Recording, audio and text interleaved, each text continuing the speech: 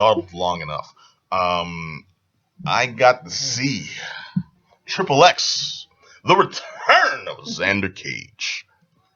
Please tell me I'm not the only one that's familiar with the XXX series in this room. Oh, I am quite familiar. All right, thank you. Yeah, I've seen. I'm looking over there, Black Adam Willis, the movie aficionado himself. I know you've seen it. I've tried to forget it for years, but it's still back there somewhere. Man, please, this man has the tattoo on his neck. He's not fooling anybody. All right, I'm talking, of course, about XXX XXX, The Return of Xander Cage, the sequel starring Vin Diesel. Yeah, the second one originally was Ice Cube, though, right? The second one was Ice Cube. This is true. This movie is a direct sequel to the first movie. Yeah. They're trying to forget the second one happened. No, it does. I want to forget all of them happened. It acknowledges the second one. This one is...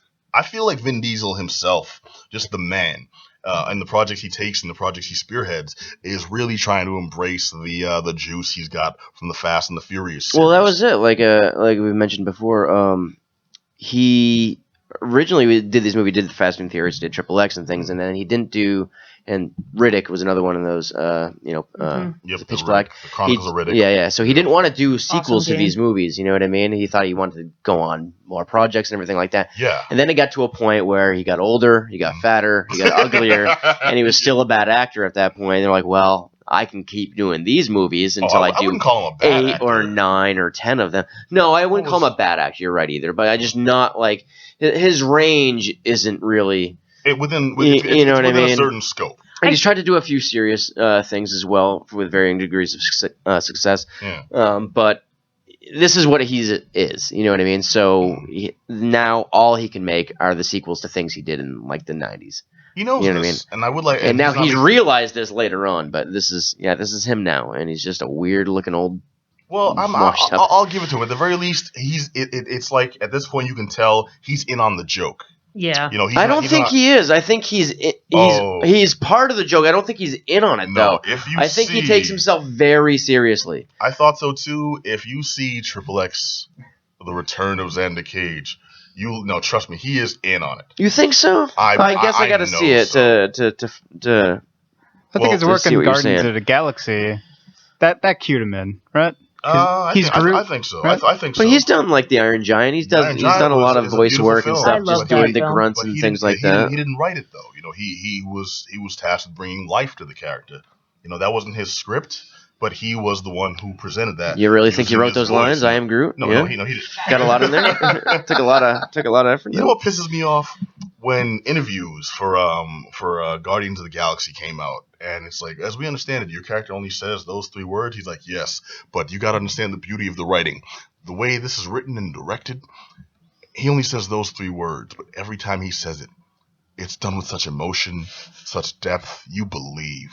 Like, you'll fully understand. And it's hard to describe in words. You'll have to see it to really get it. And I'm like, see, this is a man who's not in the joke. I'm saying he believes all these things. Well, I'm just like, I'm going to go see this thing. It's going to be a religious experience. It was. He sold me Street Sharks when I was a kid, so this is true. The guy can move stuff. Okay, we're going to pause the review for 1 second. There is an old Street Sharks commercial. Yeah, it is clearly with Vin Diesel in like a black tank top. Vin Diesel and nothing else. He's pulling a full Uncle Jesse. Yeah. Just a black, just a black. I think it's a vest. Yeah, he's like, you can look at this guy like that, and he cranks up. Boom! It's a very young Vin Diesel playing with Street Sharks action figures. Yep. The Street Sharks were one of the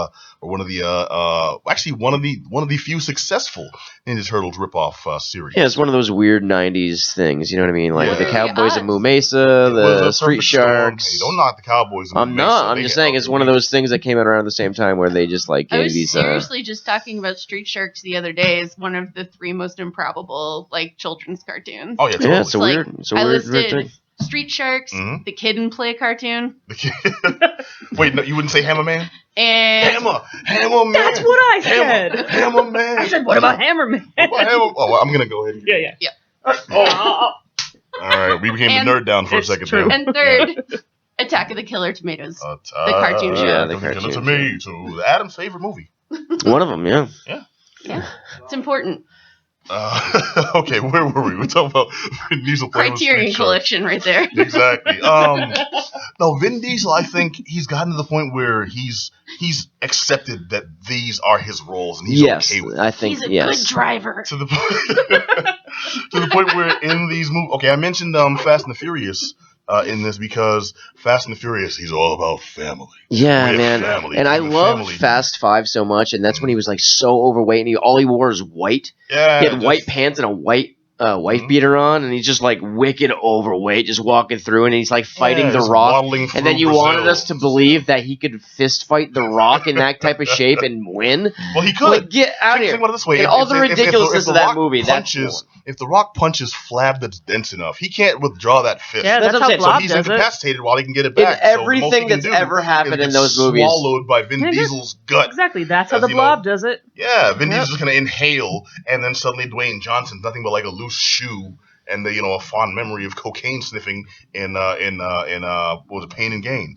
What was I talking about? Oh yes, no, I brought up the Fast and Furious connection because XXX was all about I'm XXX, I'm solo, I'm the one they call when they need stuff done and things. And then Ice Cube was like, man, I ain't got time for this. Now where's my check? And I do a terrible Ice Cube impression. Dude, your Ice Cube is awesome.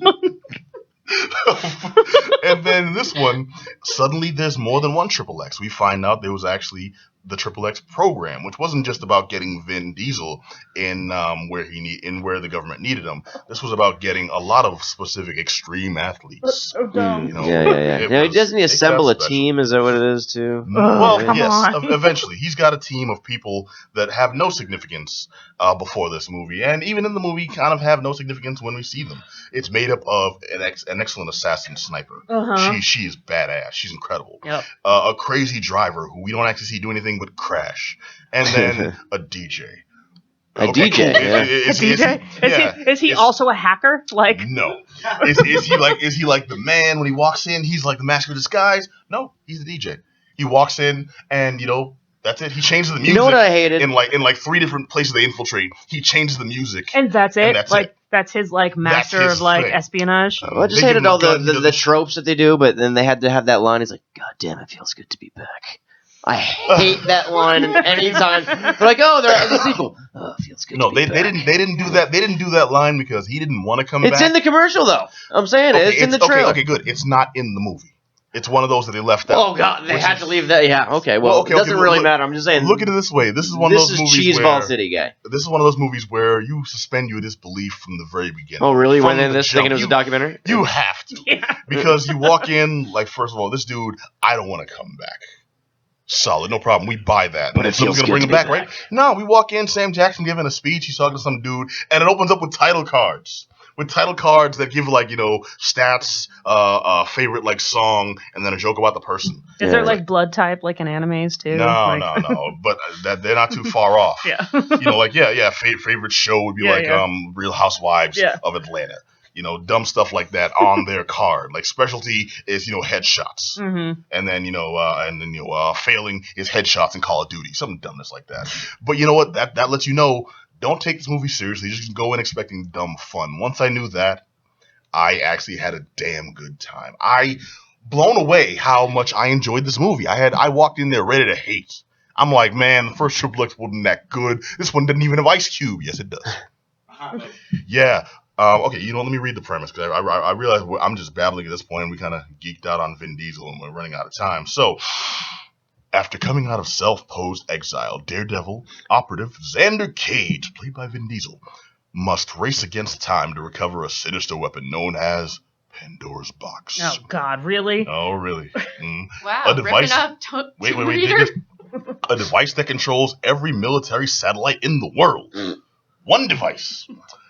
Recruiting a new group of thrill-seeking cohorts, Xander finds himself entangled in a deadly conspiracy that points to collusion Ooh. at the highest levels of government. Oh man, I've never seen that movie It's the before. most ridiculous. What I understand when the first XXX movie was made, this was in like the previous era of James Bond movies. It's like where James Bond for stupid people. Well, Yeah. Okay, I wouldn't go that far, but more extreme James Bond, where you used to like the stuffy, overly gadgeted, overly proper Pierce Brosnan, really unreachable, unrelatable James Bond. But great video games. Yeah, they're okay.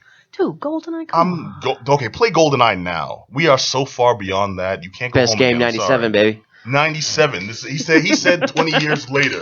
Okay, you can't go home again, baby. I'm sorry. That's fair. But the original XXX was meant to counteract that. Now we have a more extreme spy. He's not bogged down in all that pretense. He's not working for Her Majesty. Okay, he's working for himself and the people.